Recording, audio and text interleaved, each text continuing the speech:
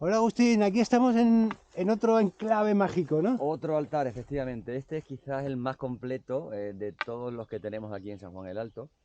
Aquí tenemos, como veis, unas escaleras muy bien trabajadas en la plataforma de la roca madre. Obviamente se ve hasta aquí, pero esos detritos que hay, esos sedimentos, pues posiblemente si no estuvieran veríamos que sigue ascendiendo hacia lo que es Entonces el altar en sí, que está más arriba. vamos subiendo por la Vamos por escalera ellas, por ellas. y aquí llegamos a una formación rocosa que Aquí, está... aquí tenemos un recinto sagrado, Ajá. ¿vale? En el cual el altar es esa piedra que tenemos ahí arriba, que es una piedra exenta, es decir, no pertenece a la roca madre, es una piedra consecuentemente colocada, y donde se ven los distintos rebajes que se le han hecho hasta llegar a la parte más elevada, que es el verdadero altar. Esto es un altar de ofrendas. Todo el santuario es un altar, como digo, un santuario muy completo, donde podemos ver también un asiento trono que ¿Dónde, tenemos ahí dónde está el a la asiento? vuelta. Ahí está, además ¡Wow! bastante amplio, con unos rebajes laterales. Y como digo, sería la parte principal del santuario, no solamente lo que tenemos aquí delante y este pequeño recinto, esta pequeña plataforma frontal, donde también tenemos una pileta que podemos ver ahí, que emerge del centro de Está la de aquí, ¿no? plataforma, Ah, sí, sí, sí, efectivamente. sí. Y luego, como digo, es el más amplio, porque por la parte de atrás, si no fuera por la vegetación, pues estaríamos viendo otras escalinatas, otras escaleras de acceso que nos está diciendo, nos está haciendo ver que se accedía por varios lugares a la vez, es decir, varios accesos para llegar a un mismo altar. Siéntate ahí En el asiento trono. y siente el No, el poder. poder está ahí.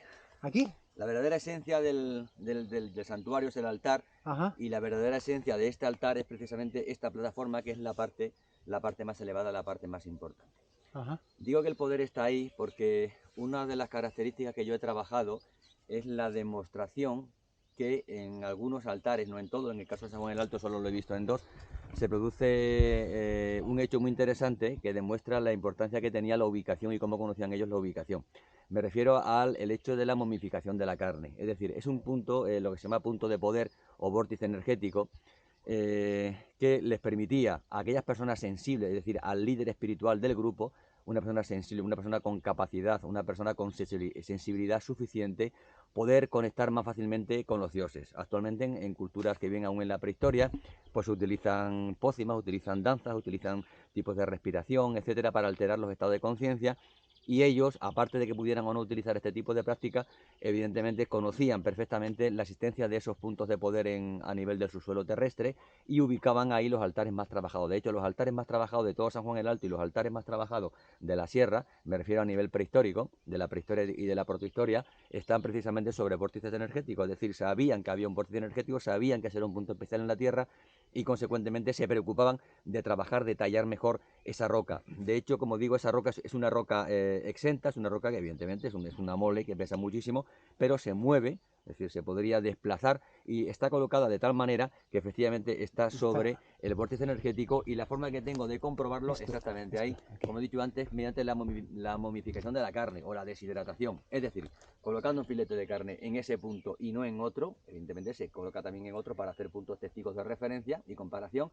El que está Al, aquí, el que no. está ahí, al llegar la semana, no está pocho, no huele, no se ha corrompido, sino que está completamente seco, como si fuese un trozo de jamón, por decirlo Ajá, así. ajá. Es decir, se produce una deshidratación de la carne sin que las bacterias que conllevan a la putrefacción de cualquier trozo de carne Ah, habitual perfecto. pudiera hacer mella en ello. Eso quiere decir que es un punto que es especial, es un punto distinto Ujú. al resto del entorno. Habrá más, evidentemente, pero por lo menos sabemos que esta gente, al igual que los maestros constructores de catedrales, de iglesias, de ermitas de la Edad Media, incluso más atrás en la prehistoria, en muchos dólmenes, etcétera, he podido constatar que efectivamente conocían la existencia de esos puntos, de esos lugares especiales, y ahí colocaban el altar y no en otro sitio. Y como aquí no hay roca madre, más bien hay una fisura de la roca madre justo en el lugar en el que de la tierra emerge esa fuerza energética, es por lo que han colocado esa piedra exenta y la han tallado para hacerla coincidir justamente con esa columna energética. Una Y co- como digo, la comprobación de que eso es así y no es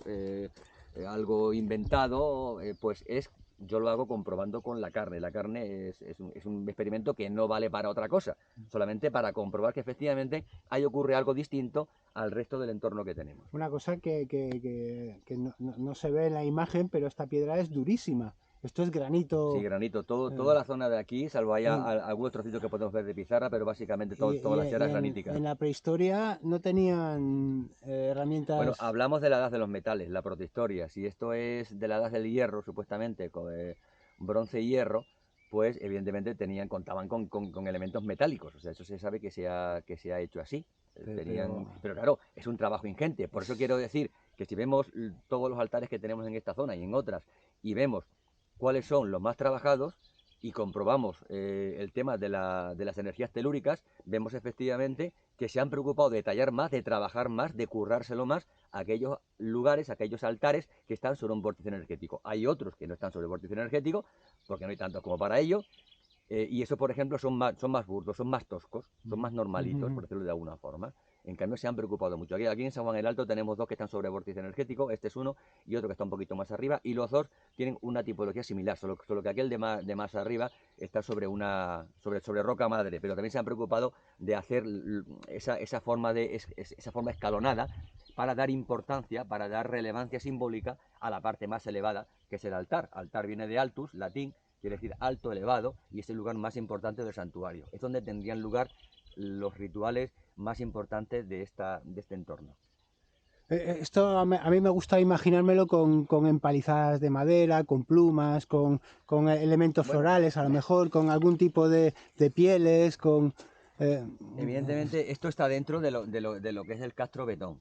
Lógicamente el castrobetón, pues sabemos por dónde van las líneas de muralla, quedan restos todavía de base de los sillares de la muralla, y evidentemente la parte alta pues estaría hecha con ramas y demás. ¿Cómo tenían preparado los santuarios? Pues no lo podemos saber, lo podemos saber por los indicios que nos han dado los historiadores, geógrafos y demás que iban con los romanos de un lado para otro, y lo podemos saber comparándolo un poco, hacer una comparativa con las culturas prehistóricas que tenemos actualmente en el Sí, tenían que tener mundo, toda una ¿no? artesanía, todo... Claro, y por supuesto se nos han perdido, queda la parte visible de la piedra. Yo siempre digo lo que vemos es la piedra, pero ¿cuántos elementos que no son piedra, que podrían ser ramas, que podrían ser otro tipo de elementos huesos, dientes... Pues, se han perdido y obviamente no los podemos ver. Hacían parte del decorado que tenemos que imaginar, ¿no? Exactamente. Entonces es difícil hacerse una idea completa de cómo sería, pero por lo menos ya sabiendo lo que sabemos, sí podemos pues un poquito atisbar cuál sería la importancia que dan ellos a esta zona. Sí, tenemos que imaginárnoslo como un lugar sagrado en el que había una decoración, había a lo mejor algún tipo de música en los... Sí, seguramente la música creemos que estaría presente porque lo está en las tribus prehistóricas tambores, del momento. La música es una forma también de alterar los estados de conciencia, de llegar a estados de conocimiento y percepción que no lo da la ausencia de la música, incluso sustancias psicotrópicas, etcétera. Seguramente. Y además como tenemos toda la vegetación, pues también nos resta visión de conjunto, ver, sí, porque si nos metemos en medio de los árboles, podemos ver claramente cómo hay otras rocas talladas y no podemos conocer cuál es el límite del espacio sagrado sin hacer obviamente una excavación, porque sabemos que los espacios sagrados estaban separados de los espacios, vamos a decir, mundanos, es decir, siempre el espacio sagrado se separa del espacio profano. Son pequeños núcleos dentro del espacio profano que se utilizaban para sus rituales. Mira, aquí hay otra cazuelita. Sí. Y además, como digo, esta piedra es una piedra que se mueve.